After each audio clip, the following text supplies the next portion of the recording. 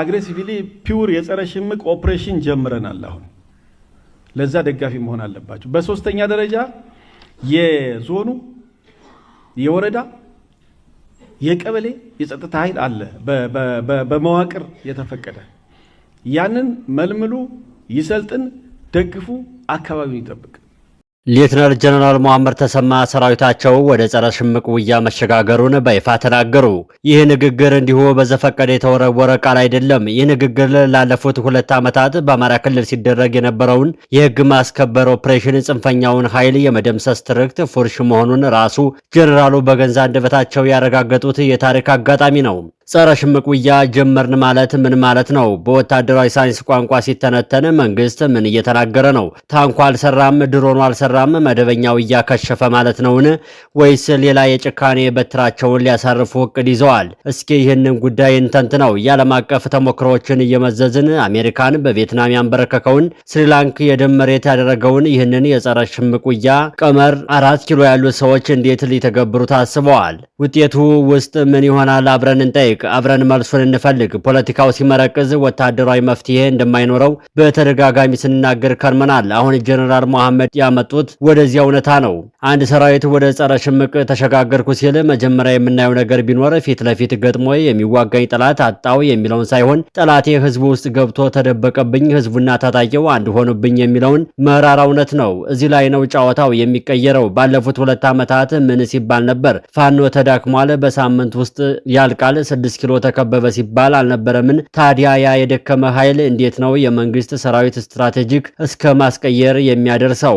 ጀነራሉ ጸረ ሽምቅ ያሉትን ቋንቋ ትርጉም ወደ ተግባር ስንገባ ነገሩ አስፈሪ ነው። ይህ ማለት ውያው ካሁን በኋላ በግንባር አይደለም። ውያው መንደር ውስጥ ነው። ውያው ከተማ ውስጥ ነው። ውያው በገበሬ ጓሮ ነው። መደበኛ ጦርነት መሬት መቆጣጠር ላይ ያተኩራል። ጸረ ሽምቅ ውያ ግን ህዝብን መቆጣጠር ላይ ያተኩራል። ጀነራሉ የነገሩን ይህንን እውነታ ነው። መሬቱን ተቆጣጠርን፣ ፋኖን ማጥፋት አቅቶናል፣ አሁን ወደ ህዝቡ ልንዞር ነው እያሉ ናቸው። ለዚሁ ትንታኔያችን ማስደገፊያ የሚሆነንን አንድ አሮጌ ቻይናዊ እናነሳለን። ማኦ ዘይዶንግ። ማኦ ስለ ሽምቅ ውጊያ ሲያስተምር እንዲህ ይላል። ታጣቂው አሳ ነው፣ ህዝቡ ደግሞ ውሃ ነው። አሳው በህይወት የሚኖረው ውሃ ውስጥ እስካለ ድረስ ብቻ ነው ይላል። አሁን በአማራ ክልል ያለውን እውነታ ምንድነው? ፋኖ አሳው በህዝቡ ወይም ውሃ ውስጥ እየዋኘ ነው። የመከላከያ ሰራዊት ላለፉት 2 ዓመታት አሳውን ለመያዝ ሞከረ፣ አልተሳካም፣ መረቡ ተቀደደ። አሁን ጀነራል መሐመድ ይዘውት የመጡት አዲስ ስልት አሳውን ለመያዝ ውሃውን ማድረግ የሚለውን ጨካኝ ወታደራዊ የሳይንስ መርህ ይሆን? የምንጠይቀው ጉዳያችን ነው።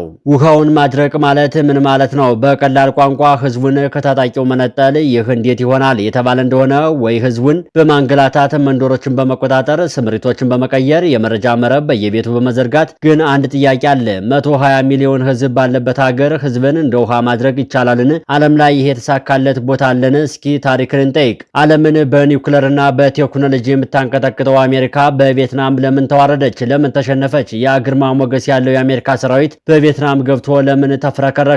በቪየትናም ለምን ተዋርዶ አሜሪካን ያክል ሀያል ሀገር አጓረደ? መልሱ አንድ ነው። የሽምቅ ውጊያ ባህሪ ስላልገባት። አሜሪካኖች ሰው ይቆጥሩ ነበር። ዛሬ 500 ቪየትናሞችን ገደልን እያሉ ሪፖርት ያደርጉ ነበር። ልክ እንደኛው የኮሙኒኬሽን ሚኒስተሮች እንደማለት ነው። ግን ቪየትናሞች የሚዋጉት ለማሸነፍ ሳይሆን ላለመሸነፍ ነበር። ሄንሪ ኪሲንጀር የተባለ ሰው ሽምቅ ተዋጊ በህይወት ከቆየ ወይም ካልተሸነፈ አሸናፊ ነው፣ መደበኛ ጦር ደግሞ ካላሸነፈ ተሸናፊ ነው ሲል ይደመጣል። ፋኖ አዲስ አበባን መቆጣጠር አይጠበቅበትም። ፋኖ በጎጃም፣ በጎንደር፣ በወሎና በሸዋ ጫካዎች ውስጥ መትረፍ ብቻ መንግስትን ያሸንፈዋል።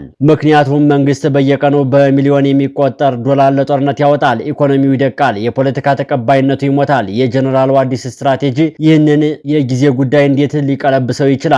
መልሱ ዜሮ ነው። አሁን ወሳኙ ጥያቄ ያለው እዚሁ ላይ ነው። መንግስት ወደ ጸረ ሽምቅ ሲገባ የትኛውን ሞዴል ሊከተል ነው? 2 ምርጫዎች ይኖሩታል። የመጀመሪያው ምርጫ የስሪላንክ ሞዴል ተብሎ የሚታወቀው ምርጫ ነው።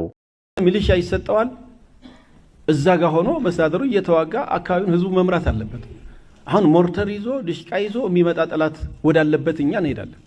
እሱ ደግሞ ክላስና የቃታ ብረት ይዞ የሚመጣውን ልክ እሱ ክላሽ ይዞ መመከት መቻል ይኖርበታል። የመንግስትና የህዝብ ግልጋሎት ሰጪ ተቋማቶች በፍጥነት ስራ መጀመር መቻል አለባቸው። ትርጓሜው ስሪላንካ ታሜል ታይገር የተባለ አማጻን ያጠፋችበት በድርድር አይደለም የሚሳይ ነው። ውሃውን አሳውንም አብሮ በመጨፍለቅ ነው። ዓለም አቀፍ ሕጉ ጣሱ ንጹሃንን ጨፍጭፎ ምድሪቷንም ደም አጠጧት። 4 ኪሎ ያሉት ሰዎች ይህንን ለማድረግ የልብ ልብ አላቸውን? ዓለም አቀፍ ማህበረሰብ ውስጥ ዝም ይላቸዋልን? ደግሞ የኢትዮጵያ ሕዝብ እርስ በርሱ ተሳስሮ እንደ ስሪላንካ ጭካኔ ያስተናግዳልን?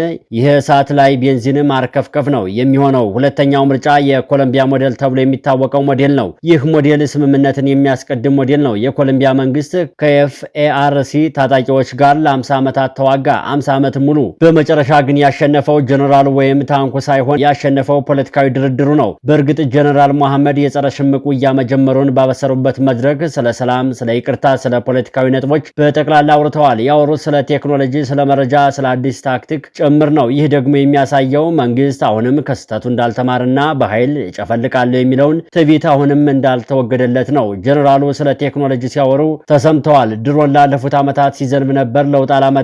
እንዲያውም በጸረ ሽምቅ ውጊያ ድሮን ጠላትን ከማጥፋት ይልቅ ጠላትን የማበራከት እድሉ ሰፊ ነው ይላሉ ወታደራዊ ሳይንስ አዋቂያን። ለምን የተባለ እንደሆነ አንድ ድሮን ተተኩሶ 10 ታጣቂዎችን ሊገድል ይችላል። ግን አብሮ 2 ንጹሃን ገበሬዎችን ከገደለ የነዛ ገበሬዎች ቤተሰብ በሙሉ ወደ ታጣቂነት ይቀየራል። በዚህ ሂሳብ ስሌት መሰረት መንግስት 1 ሲቀነስ 5 ይጨመርበታል እንደማለት ነው። ሌላው ደግሞ ኢኮኖሚ ነው። ጸረ ሽምቅ ውጊያ ርካሽ አይደለም። ብዙ ወታደራዊ በየመንደሩ ማሰማራት የሚጠይቅ የውጊያ ስልት ነው። የስለላ በጀት ይጠይቃል። የሀገሪቱ ኢኮኖሚ ኮራሱ በሽምቅ ውጊያ ውስጥ ነው ያለው።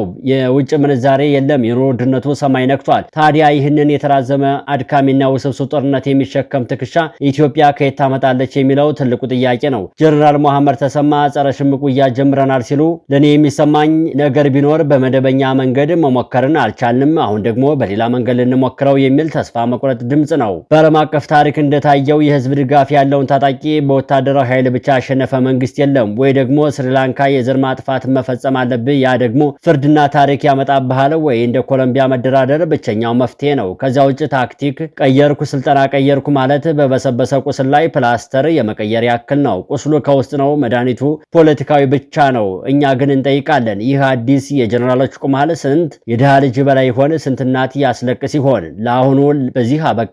ቸር ያቆየን።